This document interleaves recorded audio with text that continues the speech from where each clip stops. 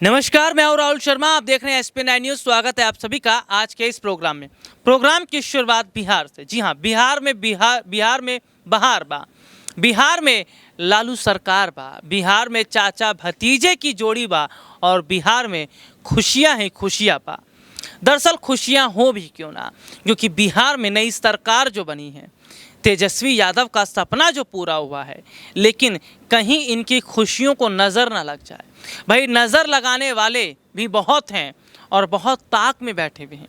ये बात मैं क्यों कह रहा हूँ, एक वीडियो के जरिए हम आपको सुनवाएंगे। जी हाँ, जेडीयू के अध्यक्ष हैं ललन सिंह, और ललन सिंह ने अभी हाल ही में एक प्रेस कॉन्फ्रेंस की थी। ललन सिंह का ये कहना है कि बीजेपी को हमारी खुशियाँ हजम नहीं हो रही हैं। बीजेपी नेताओं के पेट में मरोड़े उठ रही हैं, दर्द हो रहा है। क्यों? क्योंकि विपक्ष जीत गया। विपक्ष उनकी चालाकी को समझ गया। सबसे पहले हम आपको एक वीडियो ज़रूर दिखवाएंगे और ये बताएंगे कि कैसे ये कहा जा रहा है कि अब ईडी और एनसीबी का शिकंजा जेडीयू पर भी कस सकता है, नीतीश कुमार पर भी कस सकता है, लालू परिवार पर भी कस सकता है। क्यों? क्योंकि बीजेपी को रह रहकर दर्द उठ रहा है। क्योंकि दर्द इस बात का है कि भाई, बिहार विधानसभा चुनाव में इन्होंने अच्छी खासी विधायकों का संख्या बल जुटा लिया था, लेकिन आज जो हालात हुए हैं, ना वो घर के रहे हैं ना घाट के। दरअसल सीधे तौर पर देखा जा रहा है कि जल्दी ईडी का शिकंजा कसा जाने वाला है लालू परिवार पर, नीतीश कुमार पर, क्योंकि बीजेपी इस वक्त खिसियानी बिल्ली की तरह खंबा नोच रही है। जी हाँ, खिसियानी बिल्ली खंबा नोचे वाली स्थिति बन गई है और पूरी तरह से गुस्से से लाल है बीजेपी नेताओं का चेहरा, क्योंकि जो खेल उन्होंने रचा बिहार में वो तो पूरा नहीं हो पाया, लेकिन नीतीश कुमार का जो खेला हुआ उसमें बीजेपी धराशायी हो गई। नीतीश कुमार को गच्चा देने की कोशिश की जा रही थी, लेकिन मोदी जी ये भूल गए कि नीतीश कुमार को गच्चा देना और बच्चा समझना ये उनकी बहुत बड़ी भूल है। क्योंकि नीतीश कुमार इतने बड़े चालाक हैं और नीतीश कुमार इतने समय से राजनीति में हैं कि वो वहाँ पर जाते हैं कि क्या कुछ माहौल बन रहा है। नीतीश कुमार को बहुत पहले से ये लग रहा था कि बीजेपी जेडीयू को दीमक की तरह चाटने की कोशिश कर रही है। अचानक आरसीपी सिंह का बर्ताव बीजेपी की तरफ देखकर नीतीश कुमार ने भांप लिया कि सब कुछ अब ठीक नहीं है, और जल्दी अगर कदम नहीं उठाए गए और जल्द ही आरसीपी सिंह जैसे नेता को पार्टी से अलग नहीं किया, तो यही आरसीपी सिंह है जो अंदर ही अंदर रहकर जेडीयू को पूरी तरह खत्म कर देंगे। और बिहार में नीतीश कुमार का रोल खत्म करने का पूरा प्लान बीजेपी ने बना लिया था, लेकिन नीतीश कुमार का तजुर्बा काम आया, एक्सपीरियंस काम आया और मौका देखकर बीजेपी से अलग हो गए।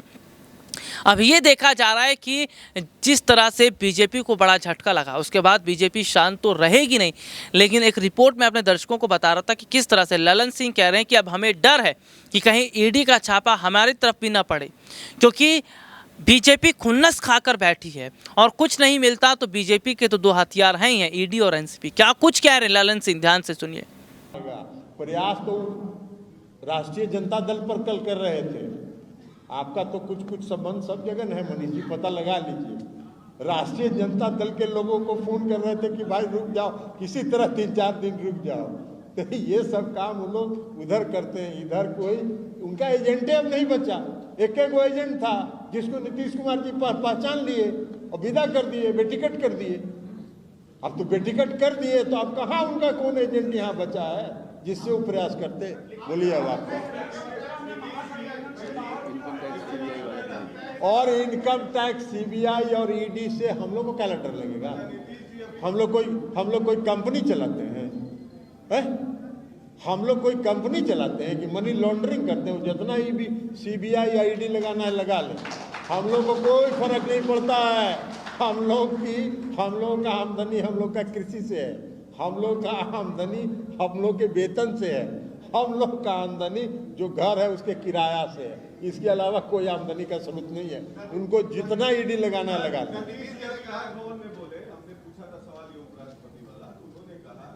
तो सुना आपने ललन सिंह का ये बयान, और ललन सिंह जो है वो सीधे तौर पर कह रहे हैं कि हम किसी से कम नहीं। जी हाँ, जो हमसे टकराएगा चूर चूर हो जाएगा।